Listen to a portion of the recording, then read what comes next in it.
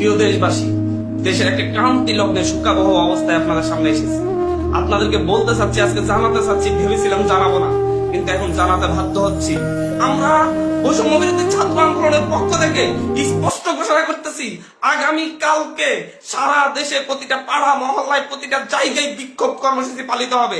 আর আগামী কালকে পরে পরশুদিন থেকে সর্বাত্মক অসহযোগ আন্দোলন পালিত হবে। সর্বাত্মক অসহযোগ, কোনো ট্যাক্স দেওয়া হবে না এই সরকারকে, এই সরকারের অফিসে দেওয়া হবে না, কেউ তার অফিসে যাবে না, কেউ তার সরকারি বেসরকারি সকল অফিস বন্ধ থাকবে, সচিবালয় বন্ধ থাকবে, এভরিথিং বন্ধ থাকবে। গণভবনে কোনো বাস গাড়ি ঢুকবে না, বঙ্গভবনে কোনো গাড়ি ঢুকবে না, এভরিথিং অফ থাকবে এবং সরকারকে সর্বাত্মক অসহযোগিতা করা হবে।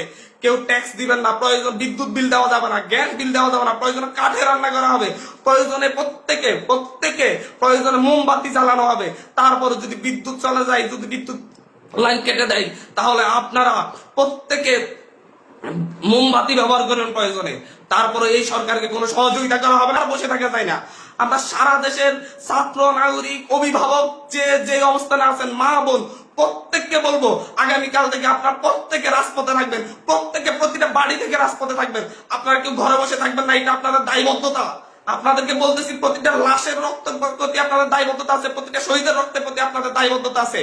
আমি সারা দেশের প্রত্যেকটা নাগরিককে বলবো, আপনার যদি একটু লজ্জিত হন, আপনি যদি এই বিচার চান, আপনি যদি এদের বিরুদ্ধে দাঁড়াতে চান, আপনি ঘরে থাকতে পারেন না, আপনার প্রত্যেককে রাস্তায় নেমে আসতে হবে।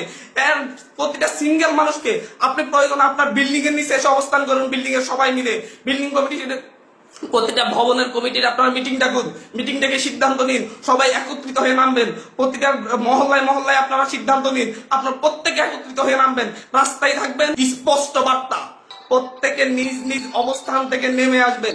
প্রতিটা ঘর মহল্লা, প্রতিটা পাড়া, প্রত্যেকটা মানুষ আপনারা রাস্তায় নামবেন। কালকে সারা দেশে বিক্ষোভ মিছিল অনুষ্ঠিত হবে হত্যাকাণ্ডের বিরুদ্ধে এবং পরশুদিন থেকে সর্বাত্মক অসহযোগ আন্দোলন চলবে। কোন ধরনের সহযোগিতা করা হবে না। প্রত্যেকটা দল, প্রত্যেকটা মতের মানুষকে বলবো আপনারা সংগঠিত ভাবে ঘোষণা দিন। প্রতিটা দলকে বলবো, বিএনপি হোক, বাম হোক, ডান হোক, যত দল আছে প্রত্যেকটা দলের প্রতি উদাত্ত আহ্বান।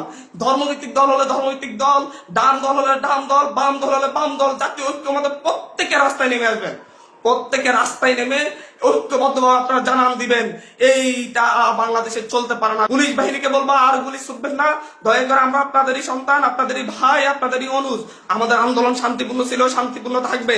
প্রত্যেকটা নাগরিক প্রতিটা জায়গা থেকে তার নিজ নিজ অবস্থান থেকে সর্বোচ্চ সতর্কতা নিয়ে কালকে থেকে রাজপথে থাকবে।